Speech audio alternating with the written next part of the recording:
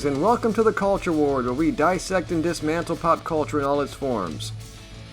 There are quite a few things going on in the world of pop culture this week, so I felt it was time to do another weekly wrap-up, our series where we look at the news without exerting too much effort. Today we'll be discussing James Gunn's future at DC in the wake of disappointing performances in both Superman and Peacemaker, as well as a potential merger with Paramount. Next, we'll talk briefly about the lackluster opening weekend of Tron ARES and its mixed reviews. And finally, Paul Thomas Anderson's latest swing for the fences may end up being more of a bunt, with a divisive one battle after another. So get ready to read the news with us on this edition of the Weekly Wrap-Up. Before we begin, please take a second to hit that subscribe button and help us grow the channel. As always, it really means a lot to us. And don't forget to like and share the video if you enjoy the content. And now, without further ado, let's get into it.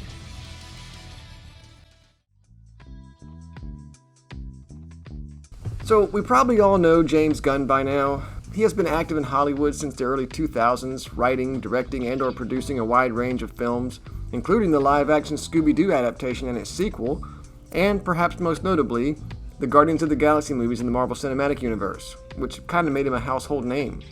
In 2018, after several of James Gunn's old, insensitive and/or provocative statements were dug up and published online, Disney cut ties with him, drawing heavy criticism from prominent celebrities and media outlets.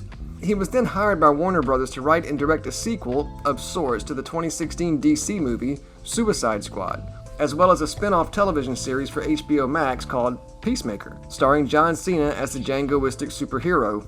During the production of James Gunn's The Suicide Squad, apparently Disney came a-calling, ready to forgive and forget James's past transgressions, and they rehired him to helm the final entry in the Guardians of the Galaxy series. Thus, when he finished with The Suicide Squad, Gunn returned once again to Disney to produce Guardians Volume 3, but it would be his last project in the MCU because Warner Bros. Then offered Gunn the job of co-CEO at DC Studios alongside Peter Safran. He was meant to come in and do a total reboot of the DCEU with pretty much total artistic control. It was, as the saying goes, an offer he couldn't refuse. I'm going to make him an offer he can't refuse. So to launch the new DCU, the first big project was Superman, which released in July of this year, and it got good reviews by critics, audiences, and me. I actually liked it, for whatever that's worth. I mean, it was no match for Richard Donner's original 1978 film, or its sequel, but I thought it was better than both Man of Steel and Superman Returns. David Corenswet seemed to channel Christopher Reeve at times, but it definitely wasn't perfect. And despite the praise of critics and audiences, and me, Superman didn't exactly blow expectations out of the water. So this article in Forbes, titled James Gunn's Superman Ends Its Theatrical Run, but How Much Did It Make? By Tim Lammers. So Superman, starring David Corenswet, Rachel Brosnahan, and Nicholas Hoult, has ended its domestic theatrical run after playing on the big screen for 84 days. Directed by James Gunn, Superman marks the first release from DC Studios co-CEOs Gunn and Peter Safran's DC Universe. The film debuted in theaters on July 11th before it arrived on digital streaming on August 15th. And now it's on HBO Max as of September 19th. Superman officially ended its domestic theatrical run on October 2nd, when it earned $3,588 from 71 theaters, bringing the film's final North American box office tally to $354 million and some change, according to the numbers. Combined with the film's international ticket sales of $261 million, Superman's worldwide box office gross ended at $615,784,465, so roughly $616 million. Well, Superman had a production budget of $225 million, plus a worldwide marketing budget of $125 million. And that's reported by Variety back in July. So given that films generally split their ticket sales 50-50 with theater owners, this means that Superman's theatrical net equates to nearly $308 million. That amount, of course, does not reflect any residuals that are being paid out or any other miscellaneous expenses associated with the film. Even going with the $308 million before taking the other expenses into account, Superman's net falls below the $350 million Warner Bros. Spent on the production of the film and marketing. So whether Superman will ultimately end up making or losing money, though, is yet to be determined, since Warner Bros. Will earn money from premium video on demand, streaming video on demand, and other revenue streams, including dollars earned from licensed merchandising. So while being the biggest superhero movie of the year, The reports indicate that it may have missed the break-even point by about $40 million or so. So kind of a disappointment, financially at least, when it kind of needed to be a blockbuster success. So the next project in the new DCU is Peacemaker Season 2 on HBO Max. James Gunn has touted this as an extremely important, must-see series that would serve as serious world building to set up future projects. I did a breakdown of Season 1 a couple months ago, you can see it up here, and I really enjoyed the show. In fact, this was actually one of the projects I was most excited for this year. With the finale just airing this past week, I can now say that, well, I didn't hate it as much as some people. That's about the best I can do. So the first thing to note is the disconnect between the critics and a large portion of the audience. From the beginning, even before the first episode aired, critics praised the show. I mean, at one time it had a perfect 100% score on Rotten Tomatoes. At the same time, there's been a fair amount of complaining by fans. For instance, look at this article. Critics love it, viewers don't. Hollywood trades and entertainment blogs have been eager to describe Peacemaker as, quote, edgy, bold, and uncompromising. Gunn himself bragged in GQ that he had virtually no oversight from Warner Brothers, saying he could do, quote, whatever I want. Well, maybe that's the problem. Audiences didn't tune in for political commentary or heavy-handed messaging. They wanted superheroes, not lectures. Instead, Gunn filled Peacemaker Season 2 with bizarre moral parallels, linking Christianity to fascism, equating alternate Earth dictatorships with modern America, and turning once fun characters into mouthpieces for his own worldview. What might have been quirky fun in Season 1 has now become a political statement that alienates the very viewers DC needs to win back. And look, I agree with some of the criticism. There was a fair amount of political messaging in the show that I could have done without. Other parts suffered more from bad timing than bad messaging, in my opinion, such as the whole Universe X plotline, for instance, that didn't really even go anywhere. But there were other parts that were fun and interesting, and I guess it kind of set some things up for the future. I'm not going to get into the details of the show in this video. I may do a proper breakdown later if I have time. Just know that it definitely wasn't nearly as good as Season 1, but it wasn't as terrible as some people online have suggested either. What's more important here is the show's success. It didn't really have any. Despite the gushing reviews of the Access media, no one really tuned in. Let's take a look, shall we? Alright, so according to Marvin Montanaro, Peacemaker ratings are tanking, James Gunn's DC experiment is losing viewers and respect. So James Gunn might be calling fans racists, but it turns out audiences are calling him something else entirely, irrelevant. The new season of Peacemaker, once hailed as the bridge to Gunn's new DC universe, is flopping so hard in the ratings that it's not even charting on streaming. So the first thing we notice is that according to multiple reports, including data compiled by Nielsen and Samba TV, Peacemaker Season 2 is a non-factor on the streaming charts. The show hasn't cracked Nielsen's top 10, and as CosmicBook.news notes, not a single episode has shown up since its debut. Even Samba TV, which tracks viewership across millions of smart TVs, shows the series slipping fast, falling to number 16 among original streaming shows by episode 4. That's a massive drop-off for what Warner Bros. Discovery was reportedly positioning as the connective tissue between Gunn's Superman film and his new Gods and Monsters slate. When a show tied directly to your cinematic reboot can't even appear in the same charts as the Great British Baking Show, something has gone seriously wrong. Warner Bros. Discovery has been betting big on James Gunn as both creative architect and brand savior, but after The Flash, Blue Beetle, and Aquaman 2, films that were in production before Gunn took the reins, the company needed a win. Superman was a modest theatrical win, and Peacemaker was supposed to be the TV ratings smash that this fledgling universe needed. Instead, they're getting silenced. No viewership celebrations, no record-breaking headlines, no marketing victory lap. Just the quiet thud of a once promising property disappearing from the charts. Alright, so what does this mean? Well, we know James Gunn has several more DC projects in the pipeline, including Supergirl, which is set to release next spring, and Clayface next September. And then there's the kind of sequel to Superman, Man of Tomorrow, set in 2027, along with several other projects that it seems Gunn might be trying to fast track, because there's a new potential development that may put it all in jeopardy. A potential buyout of Warner Brothers by Paramount. Alright, this is the big news. The headline of the article is James Gunn out at DC as Warner Brothers sale nears. So James Gunn is reportedly set to leave his role overseeing the DC Universe as the sale of Warner Bros. Discovery approaches, according to sources close to the situation. The ongoing struggles of DC projects, such as the underperforming Superman film and the disappointing reception of Peacemaker Season 2, have intensified scrutiny of Gunn's leadership and the future direction of the DCU. Superman's poor box office performance, especially compared to Zack Snyder, signals a troubling trend. Additionally, Peacemaker 2 failed to attract a strong fan base. Creature Commando struggled to gain traction, missing Nielsen ratings.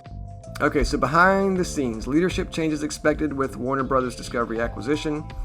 Insiders revealed that if David Ellison of Skydance and Paramount acquires Warner Bros. Discovery, Mike DeLuca will assume control of the DCU, signaling a fresh start.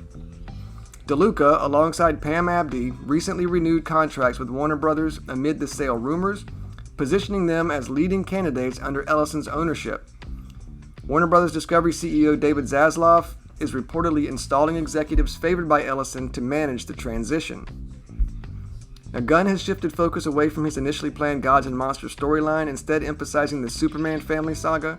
This pivot is believed to reflect Gunn's awareness of limited time before the sale and waning studio support for his vision, as filmmakers reportedly resist his interference and prefer to pursue their own creative angles. Mike DeLuca's vision and impact on DC's future.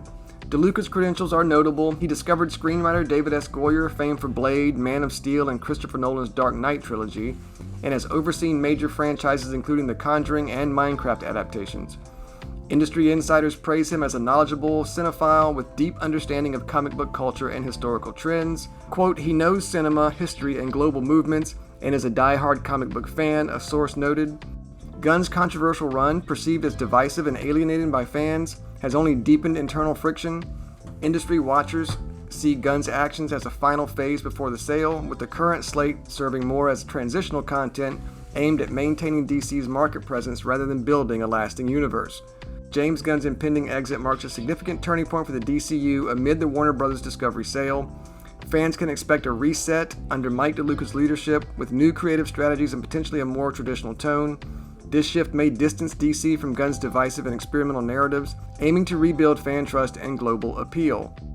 So if the price is right, it looks like Warner Bros. May be under new management in the near future, with James Gunn's future in serious doubt.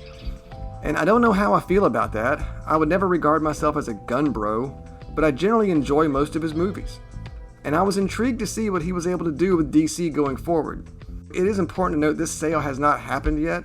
Apparently Warner Bros. Just rejected an offer, so I don't know where they are on this process, but yeah. So apparently, if Warner Bros. Does get bought out by Paramount, James Gunn will most likely be out, and another new DC reboot will be incoming. So it'll be the fourth reboot of this franchise in the last 10 years. I don't know if that's good for business either, but I guess we'll see what happens. Well, what do you think? Do you think James Gunn's DCU still has potential? Or do you think he's already on borrowed time? Do you think it'll be good to reboot the DCU yet again? Join the conversation in the comments below. So also this week, another sequel, prequel, reboot, legacy IP was released, Disney's Tron ARES. Promoted as a, quote, legacy sequel to 1982's Tron and 2010's Tron Legacy, it is a story set in the same universe, but with basically a whole new cast of characters that no one cares about, starring Jared Leto. Now, the original Tron was a groundbreaking sci-fi action film marking one of the earliest uses of CGI. Tron followed a computer programmer, Kevin Flynn, played by Jeff Bridges, who creates games for a company called Incom. When he's ousted from the company, he hacks into the mainframe looking for evidence of wrongdoing and is digitized and pulled into the virtual world controlled by an AI known as Master Control Program. Inside the computer, he teams up with a digital entity named Tron to battle the AI in gladiatorial combat and the iconic light cycle races. Ultimately, Flynn prevails and returns to the real world to take over Incom. And while the movie was a moderate financial success and even garnered a couple Academy Award nominations, it has since become known more as a cult classic than as a blockbuster hit. But its innovations in graphic storytelling, especially its use of CGI, have been an inspiration to many filmmakers and artists, including Pixar head John Lasseter. In 2010, a sequel was released, Tron Legacy. It picks up years after the original when Flynn's now adult son investigates his father's disappearance by entering the same digital grid. He finds his father, once again played by Jeff Bridges, stranded there, having created a utopian digital realm with his imperfect creation Clue, a digital clone of himself who's gone rogue and is trying to enter the real world for nefarious purposes. Flynn's son teams up with an ISO program named Quora to reunite with his father and thwart Clue's plans. The story delves into legacy, evolution, and the perils of digital immortality, and is helped along by a great soundtrack by Daft Punk and some pretty cool advanced 3D visuals, including a fully CG rendering of a younger Jeff Bridges for his digital clone Clue, using some cutting-edge digital effects. The movie was deemed a financial success, earning over $400 million worldwide, and although the critics were split, fans of the franchise generally appreciate the sequel, and even harsher critics praised its visuals. Anyway, in comes Tron ARES, the 2025 Legacy sequel. Not as a sequel to Legacy, per se, but a Legacy sequel in that it's a Tron movie set in the same universe as Tron and Tron Legacy, but without most of the characters, including, weirdly, Tron. That's right, the AI character Tron that lends his name to the entire franchise is completely absent from the latest Tron movie. Oh well, like Kylo Ren says. Let the past die. Kill it if you have to. The premise for ARES is actually pretty interesting. Instead of digitizing and sending real people into the mainframe as in previous entries, the company is able to now project AI programs, such as Jared Leto's character ARES, into the real world, where he's used as a sort of digital assassin. In the beginning, they're only able to materialize the virtual beings for about 29 minutes, and so much of the film seems to revolve around them trying to find some permanence code to keep these programs in the real world indefinitely. Now obviously there's a bad guy trying to unlock the code for nefarious purposes, and a good guy, or girl in this case, trying to beat the bad guys to it for noble purposes. And then there's ARES, the AI assassin, who grapples with his programmed directives, gradually becoming more human. Apparently Jeff Bridges returns as Flynn, but he's only in it for a few minutes of nostalgia bait. And so far, critics and audiences are kind of split on ARES.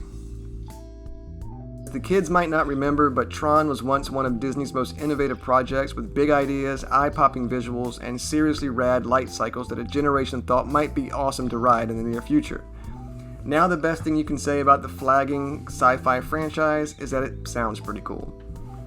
Tron ARES, rated 2 stars out of 4, is a light-up armored shell of its former self, an aggressively unremarkable combo of Pinocchio, Frankenstein, and generic disaster flick with Jared Leto as an exceedingly dull digital warrior.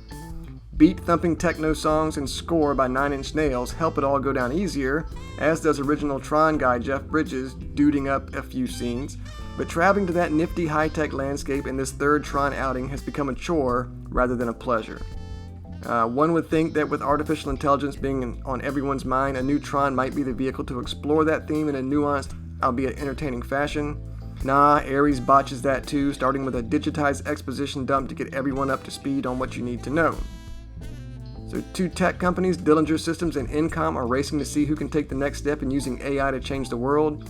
And even if you don't know a darn thing about Tron mythology, they make the different sides clear. Incom CEO Eve Kim, played by Greta Lee, creates an orange tree with the use of technology, while rival honcho Julian Dillinger, played by Evan Peters, harnesses AI to make a war machine.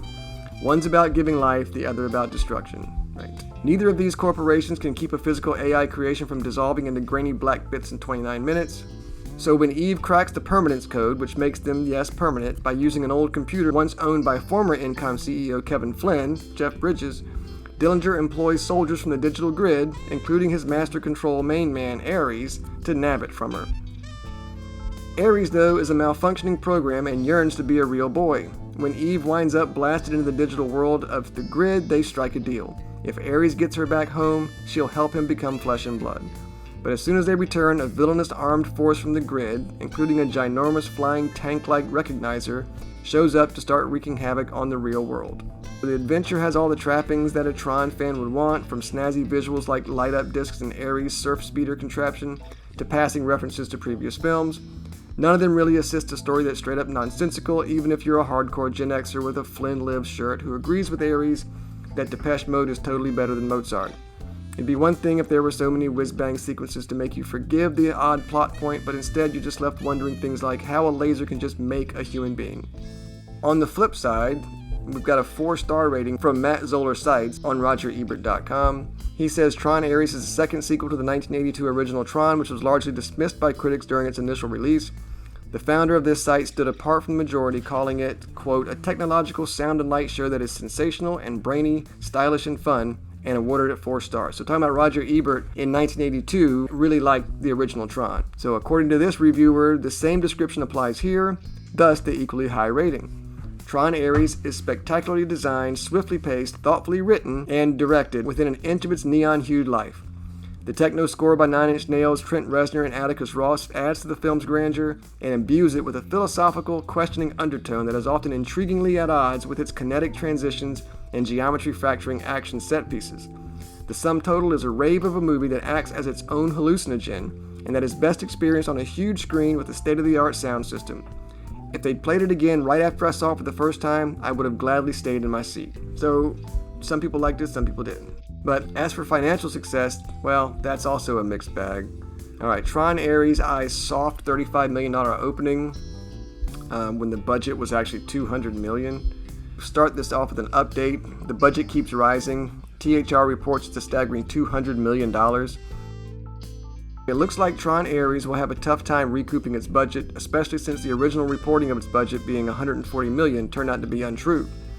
Some are trying to see the glass half full. One producer told me that Disney sees the film less as a traditional movie and more as a $180 million commercial for its new Tron ride at Disney World. And if they can keep box office losses in check, the payoff could outweigh the risk. That seems to be the only justifiable reason the Mouse House would greenlight such an expensive Tron movie: to sell theme park tickets. Now sure, you might be thinking that these opening numbers are much higher than Paul Thomas Anderson's One Battle After Another, which had a similar budget and would have been celebrated as an immense success had it opened to $35 million, but Tron Ares isn't exactly poised to sweep the next Oscars. So Tron Ares tops box office but falls short of expectations with $33.5 million debut. So Tron Ares powered up the box office grid in the top spot this weekend, but Disney's third entry in the sci-fi franchise fell short of expectations. Despite some favorable reviews, including a 3 out of 4 star from the AP, the new Tron film starring Jared Leto, Greta Lee, and Jeff Bridges earned $33.5 million, according to ComScore estimates on Sunday. The big-budget project, reported to cost around $150 million, arrived 15 years after Tron Legacy opened to $44 million, before grossing more than $400 million globally. Tron Ares was packed with action and nostalgia, but it wasn't enough to draw big numbers across more than 4,000 theaters. So it's been tough for that franchise to gain traction, for it to become a big mega franchise, said Paul, whatever that guy's name is, the senior media analyst for ComScore. He noted that the original Tron movie in 1982 initially struggled at the box office, but ultimately grew a cult following. That guy also said the international numbers could play a key role toward the film's profitability. Quote, it still topped the box office, he said. It picked a solid release date. All eyes are on big Disney film that is a huge brand, known and has been around for decades. Yeah, it kind of came in under expectations, only making $33.5 million in the US for I think a $60 million worldwide opening. So yeah, likely Tron is going to lose money for Disney, some of which may be offset by sparking interest in riding the Tron ride at Disney World, therefore maybe selling some more theme park tickets. I guess with a company like Disney, that may not be totally unreasonable. But anyway, in a year filled with nostalgia-fueled franchise overload, from 3 MCU entries, a remake of Snow White, a remake of Lilo and Stitch, Megan 2.0, 28 Weeks Later, Jurassic World, How to Train Your Dragon, Mission Impossible 8, Karate Kid, The Conjuring, Happy Gilmore, Naked Gun, and on, Tron Ares seemingly fails to make much of an impact, at least so far. Now maybe it'll have a great hold and great legs and go on to make a fortune and be hailed as the greatest of all time. But probably not. It's just another reboot of a sequel of a beloved movie from the before 4 times. Clinging to the lie of the before 4 times. But at least it kind of looks cool. And while Disney has mostly struggled at the box office this year, it did have a hit with Lilo and Stitch earlier and will likely make up all of its lost profits on Avatar in December, which is sure to make a $1 kajillion. So, good job, I guess. Anyway, what do you think? Are you going to go see Tron Ares? Are you excited about it? Let us know in the comments below.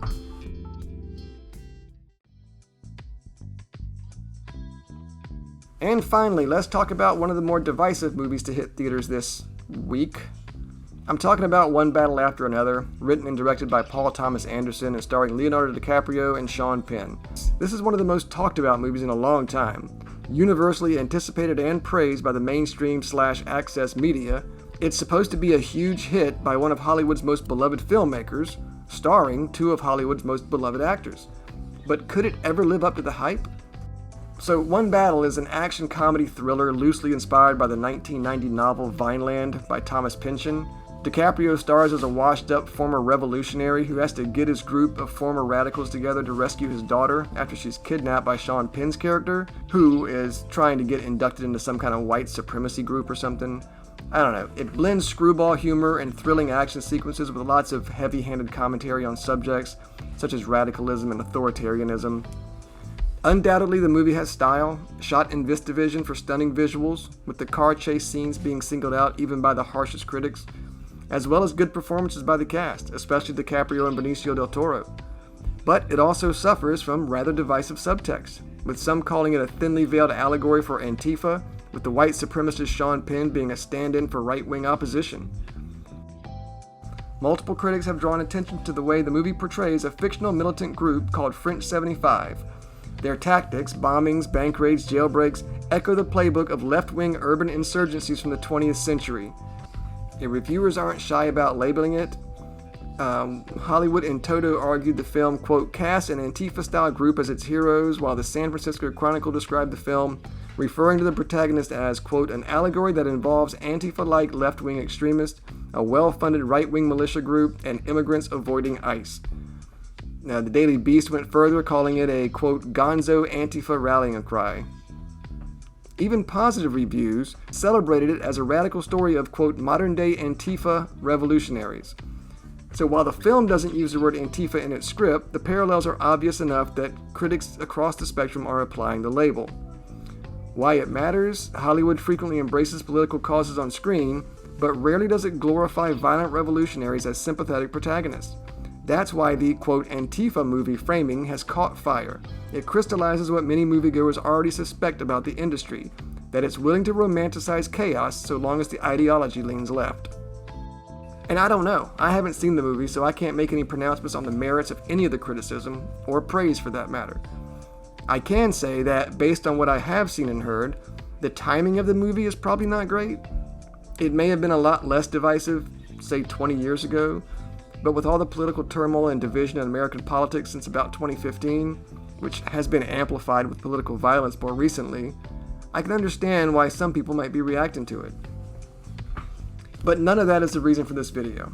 Today, I just want to talk about the numbers and ask questions about why it was made in the first place. First, let's talk about Paul Thomas Anderson. One of several high-profile filmmakers that came out of the 1990s golden age of Sundance Film Festival, along with such names as Quentin Tarantino, James Wan, and Kevin Smith. Anderson's first movie, Hard Eight, premiered at Sundance in 1996, and the festival helped elevate him as a rising star. Beginning in 1997, Anderson had several critical successes in a row, including Boogie Nights, Magnolia, and Punch Drunk Love. They were followed by his most acclaimed, and his previous highest grossing, we'll come back to that in a minute, There Will Be Blood in 2007, widely regarded as one of the greatest films of the 21st century. The Master, Inherent Vice, Phantom Thread, and Licorice Pizza followed, again, all scoring well in critical reviews. Critics love Paul Thomas Anderson. He is a stylistic filmmaker, making use of bold visuals with constantly moving cameras and long takes. Most of his work is characterized by depictions of desperate characters and explorations of alienation, loneliness, and redemption. He is a filmmaker's filmmaker, an artist of the medium, and is celebrated for the depth of his work. But one thing he's not, and never has been, is a blockbuster film director. Paul Thomas Anderson is not known as a profitable filmmaker. He takes mostly modest budget films and enjoys an even more modest box office in practically every movie he's ever made. In fact, with the exception of Boogie Nights and There Will Be Blood, every movie Paul Thomas Anderson has directed has lost money. Magnolia, admittedly a great movie, made about $48 million on a $37 million budget, which means it lost money. Punch Drunk Love made $24 million on a $25 million budget. The Master made $28 million on a $32 million budget. Inherent Vice, $15 million on a $20 million budget. Phantom Thread, $52 million on a $35 million budget, which still is a loss of money. And Licorice Pizza made $33 million on a $40 million budget. So he loses an average of at least $10 million per movie. But see, that's okay, because Paul Thomas Anderson makes movies that critics and academies love, the kind that bring prestige to movie studios and maybe some awards, and they therefore bring value to those companies. So it's worth giving Paul Thomas Anderson a $30 or $40 million budget to make high-value art for the company, since the worst a studio can expect is a modest loss, and occasionally, twice in his career, he even turns a little profit. But then comes one battle after another. Up to this point, the highest budget Paul Thomas Anderson has ever been given is $40 million for Licorice Pizza, and he ended up losing the studio over $20 million on that one, which is also the most money he's ever lost a studio. Inexplicably then, the reported production budget on One Battle After Another is at least $130 million, with another $70 million in marketing. That puts the break-even of this movie at $300 to $400 million. What? Why? Well, before we get to those questions, let's take a look at how it's doing, shall we? So Leonardo DiCaprio's ANTIFA movie, One Battle After Another, flops at the box office despite Hollywood media spin. So Leo DiCaprio is used to being called a box office sure thing. His name, combined with director Paul Thomas Anderson, was supposed to deliver a prestige box office hit with One Battle After Another. Instead, the film has stumbled out of the gate with an opening that exposes just how desperate Hollywood media can be to put lipstick on a flop. The numbers don't lie, even if the press is trying to massage them. So over its opening weekend, One Battle After Another managed $22 million domestically and $48 million worldwide. On paper, that was good enough for a number one debut, but context is everything. Like we said, the production budget, $130 plus million, marketing budget at least $70 million, so the break-even target says $300 million, but if you take the production budget and marketing budget together, that's a $200 million budget. And since the studio only gets about 50% of tickets, it would seem like the break-even is more like $400 million. But let's say it's $300 million. That's a steep mountain for a film that can't even crack $25 million in North America on its opening weekend. For comparison, other prestige blockbusters like Napoleon opened higher and still ended up in financial quicksand. Put bluntly, One Battle After Another looks poised to lose money. If you read Variety or the major newspapers, you might think the picture is rosier than it really is. LA Times ran with the headline, One Battle After Another lands solidly at the box office with a $22 million debut. New York Times described sales as, quote, solid with an asterisk, and conceded profitability remains a big question. Variety chose to say the film, quote, landed solidly, despite calling it Anderson's most expensive project ever. Notice the word of the weekend, solid. It's a choice designed to reassure, even though every financial reality points in the opposite direction. A $22 million domestic launch on a $200 million plus spend is not solid, it's shaky. However, the movie has gotten good word of mouth and has some pretty impressive legs with a good hold so far. Paul Thomas Anderson's One Battle After Another had a fantastic hold in the sophomore session, dropping only 22% at the international box office. The Warner Brothers title added $21 million in 77 overseas markets this weekend to lift the international running cum to $58.9 million, with global sales passing the century mark to reach $101 million through Sunday. So yeah, it had a good hold for its second and third weekends, so that it actually has broken $100 million worldwide as of the writing of this article. It's already clear that this is the best performing movie of Paul Thomas Anderson's career. It's already brought in over $100 million at the box office and will likely add more to that number in the coming weeks. But what's also equally clear is that this thing isn't going to come anywhere near the break-even, and it will almost certainly lose more money than Paul Thomas Anderson has ever lost before. But what seems just as clear to me is that the studio, and Paul Thomas Anderson, and anyone who had any input whatsoever in greenlighting this thing also should have known that this movie was going to lose a lot of money. Because even if this thing makes another $100 million, which it almost certainly won't, it'll still lose almost $100 million. And that's a big loss. I can see the wisdom in taking a $10 to $20 million loss occasionally to get a critically acclaimed art film with your studio's name on it, but $100 million? That seems excessive even to the grotesquely wealthy Hollywood elites. And it had to be expected. Hell, they should have expected it to lose even more than that, based on Paul Thomas Anderson's history. This thing is an absolute runaway success for Paul Thomas Anderson, and it's still going to lose $100 million.